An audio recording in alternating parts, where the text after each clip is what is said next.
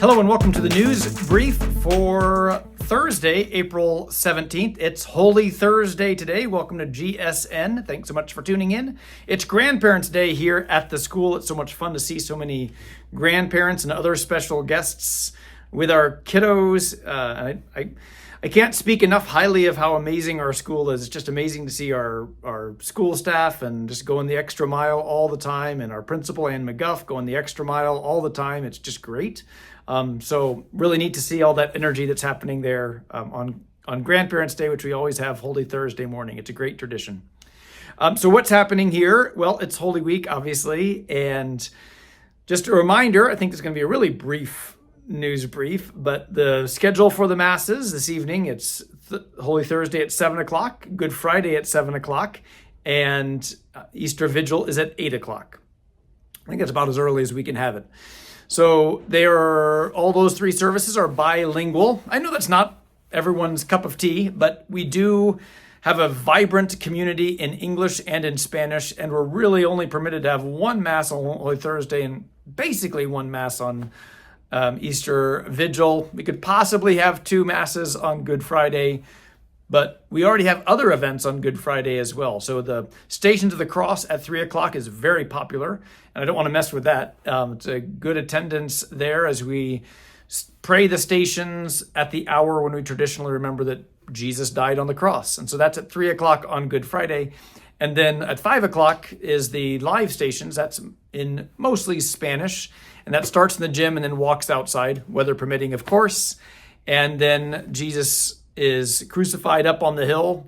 And then we bring the body back and he is laid there in the confessional. That's what we have done in the past. I presume it's going to be the same this year. It's super, super powerful. It's all done by parishioners. And they've been practicing for weeks, maybe even months, preparing for this. It's a really beautiful expression of faith by our Hispanic community, mostly Hispanic community. And it's really powerful. So I was just talking to someone just this past week, and she was just talking about how powerful it is. And she doesn't speak any English. Any Spanish, I don't think. But she said just everybody should come to this. It's really, really powerful. So I encourage you, if you are free at 5 o'clock, to come for the live stations. I encourage you to come to one of those three things. So, and maybe two. So Stations of the Cross at 3, Stations of the Cross at 5, and then the Veneration of the Cross service at 7. And then the Easter Vigil, of course, is a beautiful celebration. I think we have 27 people receiving some sort of sacrament. There are, I think, 8 baptisms and 4 or 5 additional people that are coming into the church. And then several people are receiving First Holy Communion and Confirmation who are already Catholics, but they just did not have the chance to receive those sacraments earlier for whatever reason. So beautiful celebration, all of those celebrations. Then remember that the Easter celebrations are at 7, 9, and 11, 1 and 4. 7, 9, 11, 1, and 4. Not 8 and 10. We used to do a double Mass, one in the social hall and one in the church. But since COVID, we made the change and we just instead split it up into 3 Masses at every other hour. I think it works better. No one has to go into the social hall for Mass. Everyone can be in the church, and we can accommodate that well. And then I would just remind people that just pass the word we do have a Sunday evening Mass. A lot of churches cancel their evening Sunday Mass. We keep strong and have it. People have told me before that they appreciate that because they can't make it on Easter Sunday morning because of their work schedule, or they have family coming in and it's too hard to make that happen as well. So it is an option, and it is a quieter option. It is not a full Mass like the morning Masses will probably be. So if you want that, that is also a possibility, but it's still a joyful Mass as we celebrate the resurrection of the Lord. And then the following Sunday is Divine Mercy Sunday, 2 p.m. And that's a wonderful celebration where we pray the Divine Mercy Chaplet, and we have confessions, adoration, and then we kind of finish there at the hour of mercy at 3 o'clock. So it is the 2 o'clock to 3 o'clock hour. It works out very well for us.